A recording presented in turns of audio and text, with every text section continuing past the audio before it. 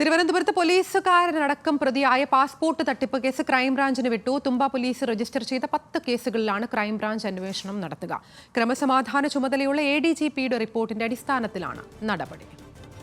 വിശദാംശങ്ങൾ അനുരാഗ് VS നൽകും. അനുരാഗ്, ഏത് സാഹചര്യത്തിലാണ് പോലീസുകാരനടക്കം പ്രതിയായ കേസാണ്, ഏത് സാഹചര്യത്തിലാണ് ഈ അന്വേഷണം ക്രൈംബ്രാഞ്ചിന് വിട്ടത്? അതിന് രാജ്യസുരക്ഷയെ തന്നെ ബാധിക്കുന്ന വലിയ പാസ്പോർട്ട് തട്ടിപ്പ് കേസാണ് തലസ്ഥാനത്ത് റിപ്പോർട്ട് ചെയ്തിട്ടുണ്ടായത്. തുമ്പ സ്റ്റേഷനിലെ സസ്പെൻഷനിലായ CPO അൻസിൽ അസീസിന്റെ നേതൃത്വത്തിലാണ് വ്യാജരേഖ ചമച്ച് പാസ്പോർട്ട് കൈവശപ്പെടുത്താൻ അനർഹർക്ക് അവസരമൊരുങ്ങിയത്. ഇയാളെ കേന്ദ്രീകരിച്ച് അന്വേഷണം ലോക്കൽ പോലീസ് നടത്തി വരികയായിരുന്നു. പക്ഷേ കേസിന്റെ വ്യാപ്തി മനസ്സിലാക്കി അന്വേഷണം സംസ്ഥാന പോലീസ് മേധാവിയാണ് ഇപ്പോൾ ക്രൈംബ്രാഞ്ചിന് വിട്ടിരിക്കുന്നത്. ഒരു പ്രത്യേക ടീമിനെ തന്നെ ഇതിനായി രൂപീകരിക്കുമെന്നാണ് മനസ്സിലാക്കുന്നത്. തുമ്പ പോലീസ് രജിസ്റ്റർ ചെയ്ത 10 കേസുകളിലാണ് ക്രൈംബ്രാഞ്ച് അന്വേഷണം നടത്തുക. ക്രമസമാധാന വിഭാഗം ചുമതലയുള്ള ADGP MR അജിത് കുമാറിന്റെ റിപ്പോർട്ടിന്റെ അടിസ്ഥാനത്തിലാണ് നടപടി. വിപുലമായി തന്നെ ഈ കേസിൽ അന്വേഷണം നടത്തേണ്ടതുണ്ട് എന്ന റിപ്പോർട്ടിന്റെ അടിസ്ഥാനത്തിലാണ് സംസ്ഥാന പോലീസ് മേധാവി ഇപ്പോൾ കേസിന്റെ അന്വേഷണം ക്രൈംബ്രാഞ്ചിന് വിട്ടിരിക്കുന്നത്.